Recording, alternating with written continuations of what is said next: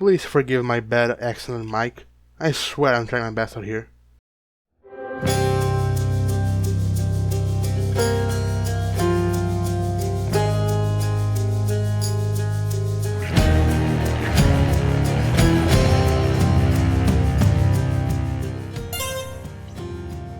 You play as Zagreus, son of Hades and prince of the underworld, who also is, for lack of a better word, a cocky bastard hellbent on leaving the realm of the dead.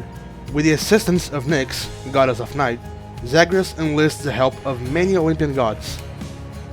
They offered help under the light that they would be aiding their newly discovered relative to claim his deserved spot on Mount Olympus. But in reality, all that Zagreus wants is to finally reunite with his birth mother, of whom existence was always hidden from him. Over the course of the game, and many failed escape attempts, you'll learn more about the tale of her disappearance, while unfolding stories from other members of the House of Hades in the process. When you first start the game, it doesn't take much to get the hang of how to play it. Your actions are fairly simple. Attack enemies, press button to use skill, press other button to use other skill, dash away or into danger if you so desire, get powers, and win. Sounds easy enough, right? Well, if it were that easy, why am I already dead? Hades is a game that will not for a second let you have the upper hand, and will always throw something at you to make sure you are on your toes. So learning how to make a use out of every mechanic in the game will do you wonders. Knowing how to use the surroundings and traps of every chamber is a great start, but learning how to use the godlike powers offered by the Olympians is a must. Whenever you complete a chamber, you might be rewarded with a very powerful blessing from Olympus. Such powerful blessings are what we call boons. Every god has a different signature effect on their boons, so it's important that you try them all and adjust accordingly to what your build needs and has, and most importantly, the ones that suit your playstyle. There is an overwhelming amount of boons you can receive, but a lot of those will fall into one of these categories. Yoda, if you may. Strikes! These boons empower your regular attacks with an effect exclusive to that god, and sometimes also increase the damage you deal. Flourishes! These empower your weapon's special attack with an effect exclusive to that god, and sometimes also increase the damage you deal. Shots! Or beam if you are Demeter. Is unique on every god, and usually are essential in any run since Zagreus Vanilla Cast is absolute garbage.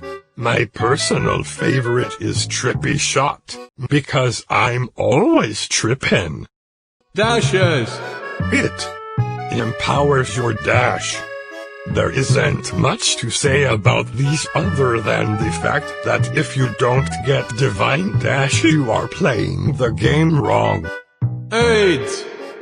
Wait! Calls! These usually dictate how you approach certain encounters.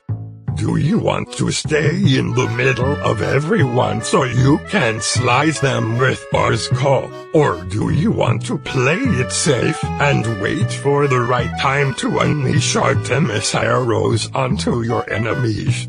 Or do you want to say fuck it, mask off, and be an absolute Chad by running everyone over with Poseidon's Call?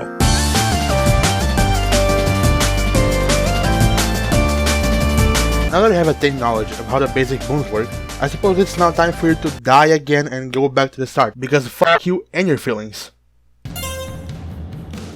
Every section of the underworld has set bosses that you have to beat in order to progress, each given a specific bounty that can be used for various things in between runs.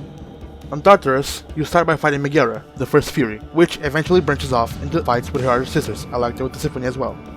On the overflowing lava rivers of Asphodel, you fight the Lernian pushover Hydra. Is not much of a challenge, like, at all. Lenny, if you'd like for me to kill you, hiss. On the verdant fields of Elysium, you fight Asterius, the Bull of Minos, in what can only be described as a fight to the undeath in a Colosseum while all the shades watch, and where your might is put to a test. Also, Theseus is there.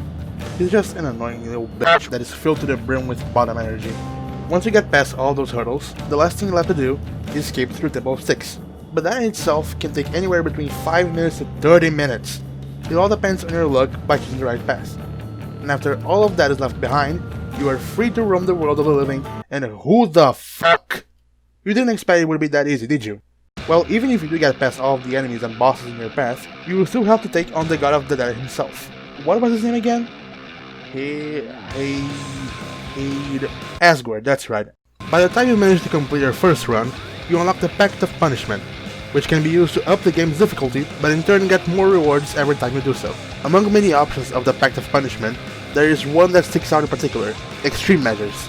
Extreme Measures make every single boss fight in the game harder, and can definitely make the game a truly hellish experience. Don't be discouraged of citing other parts of the Pact of Punishment as well. Try to push yourself, see how far you can go. It's always a learning experience. Unlike other games of the genre, like The Binding of Isaac and Enter the Gungeon, Hades doesn't have a massive amount of unlockables to keep you busy. What it does have, in fact, is a huge feel of progression, which isn't to say that Hades is barren content. In fact, it is quite the opposite. No matter how far you go, or how early you die, you are bound to find something to make you stronger next run. Being a Nectar, so you can strengthen bonds with other characters, and acquire keepsakes to help you, Chthonic Keys, so you can unlock the other weapons in your arsenal, Darkness that can be used on the Mirror of Night to make you permanently stronger in future runs, and so much more. Hades is in no way perfect.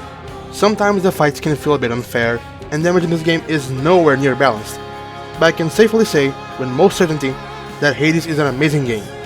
In short, Hades is a fun game. I give it 9 out of 10. Not only does it offer a fun challenge for any roguelike fan, it also has enough variety in its gameplay to keep you hooked for a long time. And let's not forget about the soundtrack, because Jesus Christ, it's so good. All that being said, you just need to go buy the game and get the hell out of hell. Thanks for sticking with me so far. It would mean a lot to me if you liked the video, just so I can fill the void in my mind that only processes one thing, and that one thing is the opening of The Simpsons at a very, very jazzy tune. Nice try, Asterius. But you can never defeat Dusa and I together in a 1v1 because we two share an unshakable bond.